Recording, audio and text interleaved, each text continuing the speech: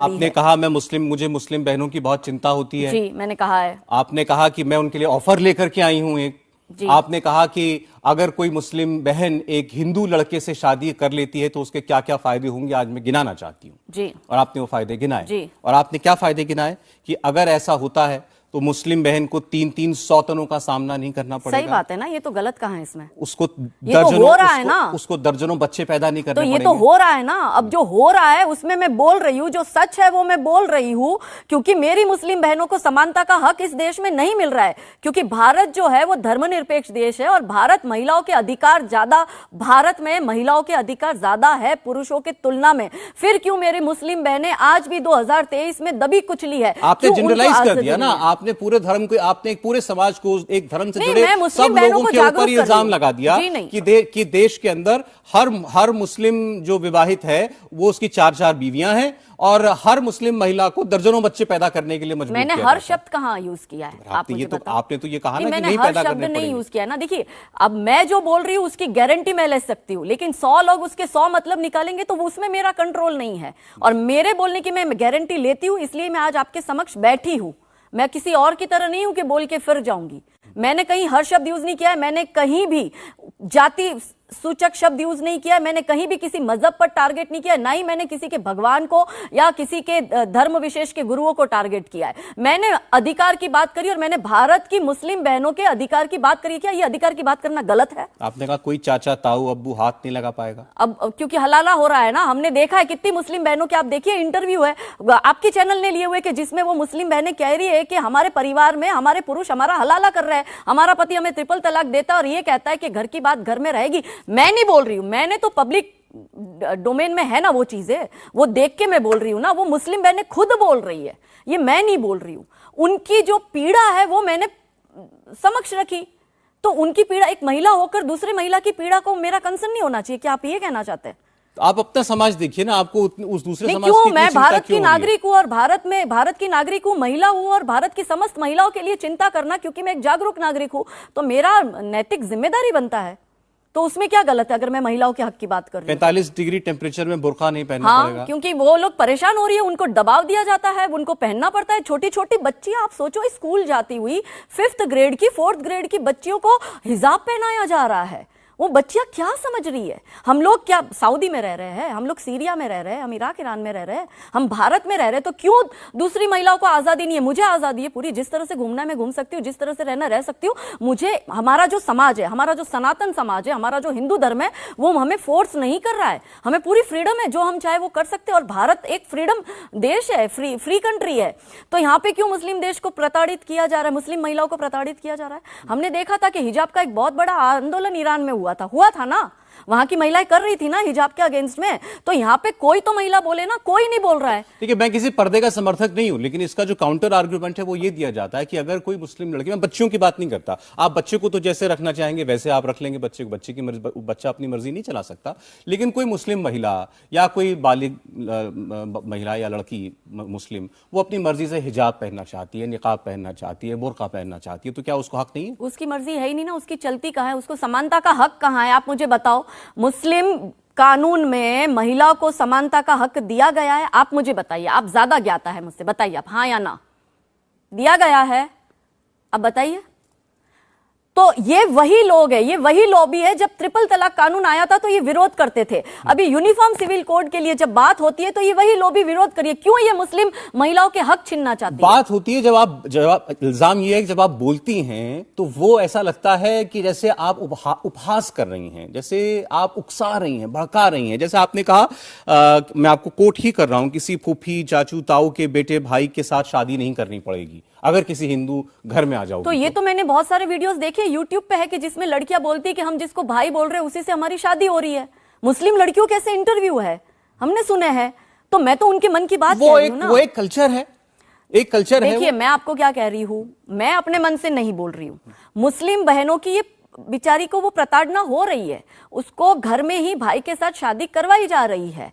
तो अगर वो लड़कियां जो प्रश्न उठा रही है उन्हीं की बातों को मैं कोट कर रही हूं, तो मैं क्या गलत कर रही हूं? कभी ऐसी मुस्लिम लड़कियों ने कभी आपसे आकर अपने दिल की बात कही है? बहुत सी लड़कियों ने कही है। इनफैक्ट मुस्लिम लड़कियां, मेरी फ्रेंड भी है जो मुझे कहती है, इनफैक्ट मैं आपको बताती हूँ, एक मेरी इतनी अच्छी दोस्त है जो मुंबई में रहती है, जब उत्तर प्रदेश के चुनाव चल रहे थे, ये हम अभी पॉलिटिसाइज नहीं करना है चीजों को, मैं पॉलिटिकली बात नहीं कर रही हूं, लेकिन मैं उसकी वेदना कह रही हूं।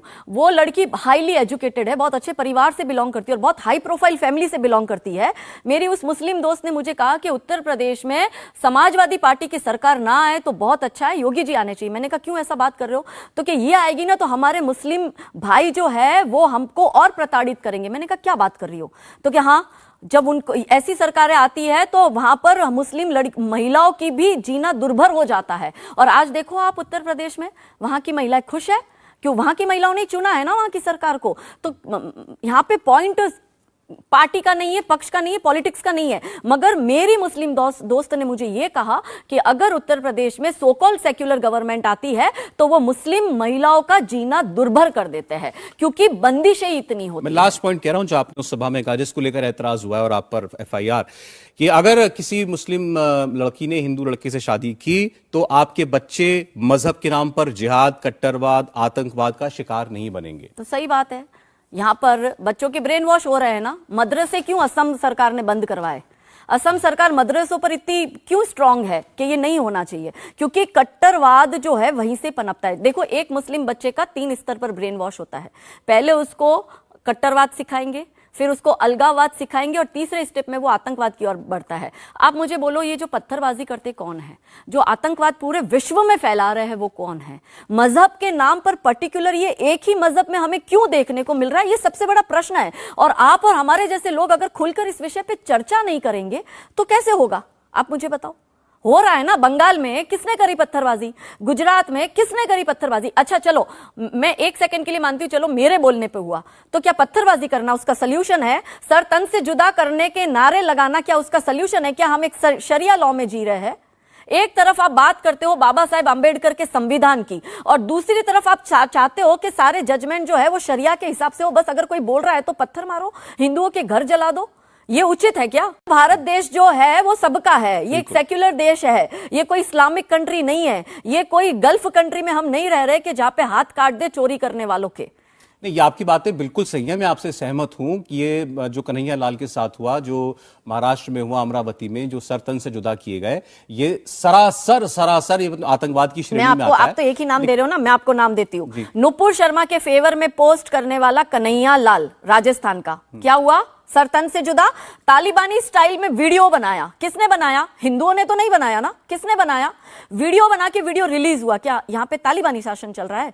फिर कन्हैया लाल के बाद में धर्म साहू, दरभंगा बिहार का, उसने नुपुर शर्मा के फेवर में इतना लिखा कि मैं इसको सपोर्ट करता हूं, उसका सरतन से जुदा हुआ। फिर निशांक राठौड़ भोपाल का, उसका भी सरतन से जुदा किया। उमेश कोले अमरावती का, उसका भी सरतन से जुदा किया। शानू पांडे प्रतापगढ़ का, उसका भी सरतन से जुदा करा। तो आप अगर कोई नुपुर शर्मा के कमेंट थे तो उसके सपोर्ट में आ रहे, तो आप उसके भी सरतन से जुदा कर रहे हो, तो ये क्या मतलब है? कौन से देश में हम जी रहे? ये तो सरासर मतलब बताया जा रहा है हमारे सिर पर कि आप ये इस्लामिक देश में रह रहे हो। और अगर ये चीज हो रही है तो मुझे इससे प्रॉब्लम है। मुझे मुसलमान से प्रॉब्लम नहीं है, मगर मुझे आतंकवादी विचारधारा से प्रॉब्लम है, मुझे तालिबानी विचारधारा से प्रॉब्लम है, मुझे सर तन से जुदा नारे लगाने वालों से प्रॉब्लम है, मुझे लव जिहादियों से प्रॉब्लम है, मुझे हमारे मंदिरों पर जो अवैध कब्जे करे हुए हैं जिहादियों ने, मुझे उससे प्रॉब्लम है, हमारे लोगों के धर्मांतरण हो रहे हैं, मुझे इससे प्रॉब्लम है। और अगर इस विषय को मैं पब्लिक के सामने रख रही हूं, लोगों को जागरूक कर रही हूं, तो क्या मैं गलत कर रही हूं? और 1 मिनट, अभिव्यक्ति की आजादी जितनी उनकी उतनी मेरी भी है ना, ये तो आप मानते हो ना। एक तरफा तो नहीं चल सकती ना। अगर वो बोलते तो अभिव्यक्ति की आजादी और हम बोल देते हैं तो हेट स्पीच हो जाता है। वो बोलते हैं तो वो सेक्युलर है और हम बोल देते तो हम कम्युनल हो जाते हैं। और वो बोलते हैं तो कानून डिसाइड करेगा और हम बोलते हैं तो सर तन से जुदा होगा। ये अन्याय तो बर्दाश्त नहीं होगा। सर तन से जुदा तो गुनाह है, क्राइम है। सर तन से जुदा मेरे तो नारे लगे ना। आपने अभी ये इतनी चीजें कोट करी, आपने ये कोट किया कि मेरे खिलाफ सर तन से जुदा के ऊना में नारे लगाए गए हैं। ये आपने बताया नहीं अभी तक, मेरी जानकारी में नहीं थी बात। हाँ तो लगे है, मेरे पास में वीडियो है। अच्छा। हाँ, और इन्होंने सर तन से, और इन्होंने 6 महीने 7 महीने पहले भी ऊना में सर तन से जुदा के नारे लगाए थे, क्यों इस नारों को बैन नहीं किया जाता और क्यों ऐसे नारे लगाने वालों पर कोई कार्रवाई नहीं होती है, क्यों इसको नॉर्मल लिया जाता है? नहीं, बिल्कुल कार्रवाई होनी चाहिए ऐसे लोगों पर, ऐसे लोगों की कोई जगह नहीं है हाँ, तो समाज के देखिए, अंदर। भेदभाव होगा तो मैं बोलूंगी, और एक बार नहीं, बार बार बोलूंगी। और अगर हमारे लोगों को जागरूक करना इनको लगता है कि हेट स्पीच है, तो इनको जो लगता है वो लगे। देखिए आज